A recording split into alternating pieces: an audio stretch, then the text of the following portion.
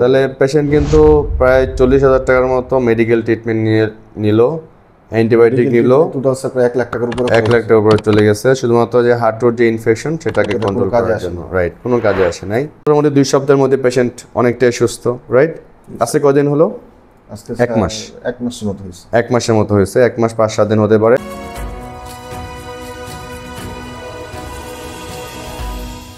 আসসালামু আলাইকুম, আমি ডাক্তার মোহাম্মদ ওসমান গনি, হিপ এবং নি স্পেশালিস্ট। কাজ করি মূলত হাঁটুর লিগামেন্ট ইনজুরি নিয়ে এবং হিপ এবং নিয়ের যে কোনো মেডিকেল এবং সার্জিক্যাল প্রবলেম নিয়ে।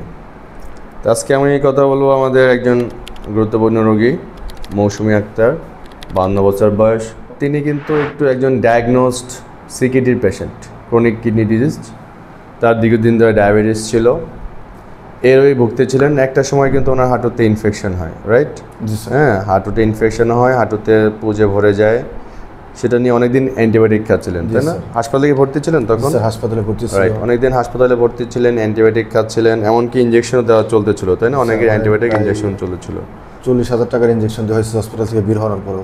রাইট, ওই হাঁটুর, শুধুমাত্র ওই হাঁটুর ইনফেকশনের জন্য। রাইট, তাহলে পেশেন্ট কিন্তু প্রায় 40,000 টাকার মতো মেডিকেল ট্রিটমেন্ট নিল, অ্যান্টিবায়োটিক নিল, টোটাল স্যার প্রায় 1 লাখ টাকার উপরে 1 লাখ টাকার উপরে চলে গেছে শুধুমাত্র যে হার্টের যে ইনফেকশন সেটাকে কন্ট্রোল করার জন্য। রাইট, কোনো কাজে আসে নাই।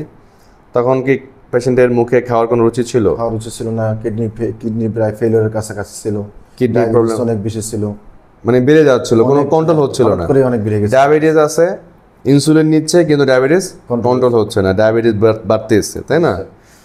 ইনফেকশন আছে, ইনজেকশন নিচ্ছে, কিন্তু ইনফেকশন ভালো হচ্ছে না। কিডনির প্রবলেম পয়েন্ট আস্তে আস্তে বাড়তেছে।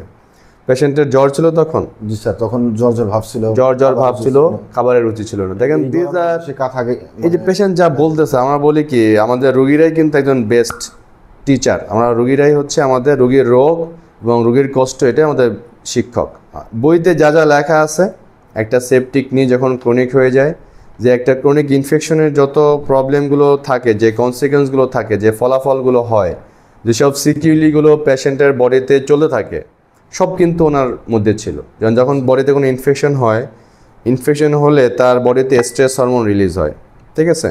তখন ইনসুলিন রেজিস্ট্যান্স হয়ে যায়, ইনসুলিন কোনো কাজ করে না। ডায়াবেটিস আছে, ইনসুলিন নিচ্ছে, তাও ডায়াবেটিস কমতেছে না, সুগার কমতেছে না, কারণ ইনসুলিন রেজিস্ট্যান্স হয়ে গেছে। কেন?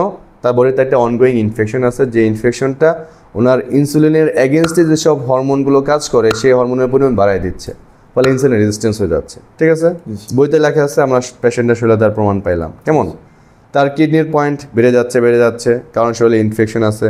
ইনফেকশন থেকে যে পয়জনগুলো ব্লাডে মিশতেছে, সেগুলো কিন্তু আমাদের কিডনির প্রবলেমগুলো বাড়ায় দেয়। কেমন? নাম্বার 2। নাম্বার 3 হচ্ছে পেশেন্টের যে ফিলিং অফ ওয়েলবিং, যে আমি ভালো আছি, সুস্থ আছি, এগুলো ছিল না। জ্বর ভাব ছিল, খাবার উচিত ছিল না। সব কিছু মিলে কিন্তু পেশেন্টের একটা ম্যালনিউট্রিশন বা অপুষ্টিতে ভুগে দেখা হয়। তো যখন আসলে দীর্ঘস্থায়ী একটা সেপটিক নি জয়েন্টে ইনফেকশন হয়, তো যেটা যখন মানে প্রাথমিকভাবেই যদি অ্যান্টিবায়োটিকের রেসপন্স না করে 2 দিন, 4 দিন, 5 দিন, 7 দিন, তখন আমাদের একটা স্ট্রেট ফরওয়ার্ড একটা ডিসিশন নিতে হয়। সেটা হচ্ছে আর্থ্রোটমি, মানে জয়েন্ট কেটে ওপেন করে পুরো জয়েন্টটাকে ওয়াশ আউট করা। রাইট, আপনি যখন এই পরিস্থিতিতে আমার কাছে আসলেন, তখন কিন্তু রোগী, আমি দেখা এখনও মনে আছে, 2-3 জন অ্যাটেন্ডেন্স ছিল এবং হুইল চেয়ারে করে আসছিলেন। রাইট, তো আমি দেখে কি বলছিলাম, ফাইলগুলো নিয়ে দেখুন আমার সার্জারি লাগবে, নাম্বার 1। আর কোনো ডিসিশন ছিল যে ওষুধ খেয়ে দেখেন ভালো হতে পারে, এরকম নো। তো straightforward, gold standard. Right, আর আপনাকে অধীনে ভর্তি হবে, কারণ আপনারা তো ওই ওষুধের ট্রিটমেন্টে কিন্তু আপনার অতিষ্ঠ ছিলেন।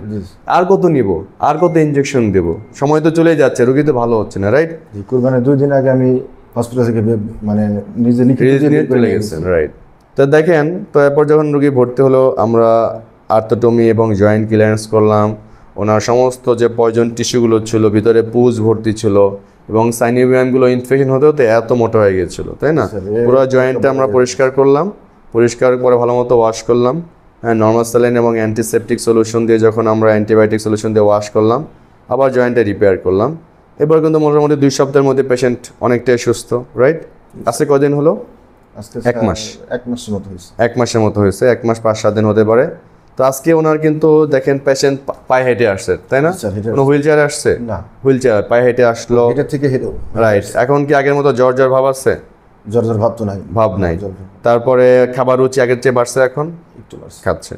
আচ্ছা, আর হচ্ছে ওনার ক্রিয়েটিনিন দেখেন 86 মাইক্রোমোল পার লিটার, মানে নর্মাল হয়ে গেল, রাইট। সিআরপি নেগেটিভ, তাই না? আগে চলে 120 প্লাস, আর এখন আছে মাত্র 86, তাহলে কিডনির পয়েন্টটা কমে গেল। এবং দেখেন এই HbA1c 6.3, মানে ডায়াবেটিস এখন পুরো কন্ট্রোল, তাই না? ইনসুলিন কি আগের মতো নেয় না একটা কমাই নিচ্ছে? কমাই নিচ্ছে। সো দেখেন ডায়াবেটিস কন্ট্রোলে চলে আসলো, সিআরপি নেগেটিভ হয়ে গেল, ক্রিয়েটিনিন কিডনির পয়েন্টটা নর্মাল হয়ে গেল। So these are advantage of early surgery. কারো যদি শরীরে ইনফেকশন থাকে, ইনফেকশনগুলো কিন্তু আমাদের ডায়াবেটিসকে বাড়ায় দেয়, কিডনির প্রবলেমকে বাড়ায় দেয়, কেমন শরীরে রক্তকে কমায় দেয়। এখনও না হিমোগ্লোবিন কম আছে, তাই না? হিমোগ্লোবিন আসলে সার্জারি করলেই হিমোগ্লোবিন ধুম করে বেড়ে যাবে না, কারণ ইনফেকশনটা কী করে, ক্রনিক ইনফেকশন হলেও আমরা বলি এনিমিয়া অফ ক্রনিক ডিজিজ। যে ইনফেকশনটা ওনার বডিতে 3-4 মাস ছিল, সেটা কিন্তু অনেকটাই ব্লাড ড্যামেজ করে ফেলে, কেমন? তখন পেশেন্ট খাওয়া দাওয়াও করে নাই, মুখের রুচি কম ছিল, যার কারণে আমাদের নিউট্রিশনাল এনিমিয়া ঘাটতি হয়। একই সাথে ক্রনিক ডিজিজের জন্য আমাদের ব্লাড তৈরিটা, বোন ম্যারো সাফারেশন থাকে, তখন ব্লাড তৈরি কম হয়। যখন ওনার যে কিডনির পয়েন্টটা ভালো হয়ে গেল, ওনার ডায়াবেটিস কন্ট্রোলে চলে আসলো, মুখে খাবার রুচি আসলো, এখন খাওয়া দাওয়া যখন ইমপ্রুভ করবে এবং ওনার যে রোগের কারণে রক্তটা কমে গেছে, সেই রোগটা তখন এলিমিনেট হয়ে গেল, চলে গেল। আশা করা যায় 2-3 মাসের মধ্যে ওনার হিমোগ্লোবিনটা বেড়ে যাবে, ঠিক আছে? যদি 2-3 মাসের মধ্যে আল্লাহর মধ্যে হিমোগ্লোবিন বেড়ে যায়, তাহলে আর এখন আর ব্লাড ট্রান্সফিউশনের প্রয়োজন নেই, কেমন? তাহলে আজকে আমরা কিছু রক্ত বাড়ার ওষুধ দেবো, আশা করি উনি হাঁটাচলা করবে। যখন ঘরে হাঁটতে পারেন সব কিছু, জি স্যার, ঘরের মধ্যে তো হাঁটাচলা করেন, নিজে ওয়াশরুমে নিজে একা একা যান, কারো হেল্প তো প্রয়োজন হয় না, তাই না? খাওয়া দাওয়া মোটামুটি আছে, ভালো আছে, এই।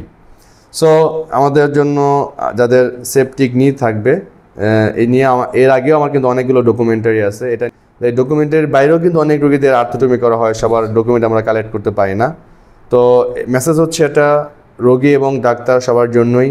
যদি কারো সেপটিক নিয়ে হয় এবং সেটা যদি কুইকলি আর্লি অ্যান্টিবায়োটিকে রেসপন্স না করে, তাহলে আমাদের দ্রুত সিদ্ধান্ত নিতে হবে আর্থ্রোটমি এবং জয়েন্ট ক্লিয়ারেন্সের জন্য, যেটা রোগীর জন্য যেমন ভালো, তার শরীরের উপর থেকে যেমন চাপটা কমবে, তার অর্থনৈতিক চাপটা কমবে, একই সাথে সে কিন্তু দ্রুত সুস্থ হয়ে যাবে। ঠিক আছে, সবাই ভালো থাকবেন, আর আমার রোগীর জন্য দোয়া করবেন, আর হচ্ছে নিজের হাঁটুর যত্ন নেবেন। আসসালামু আলাইকুম।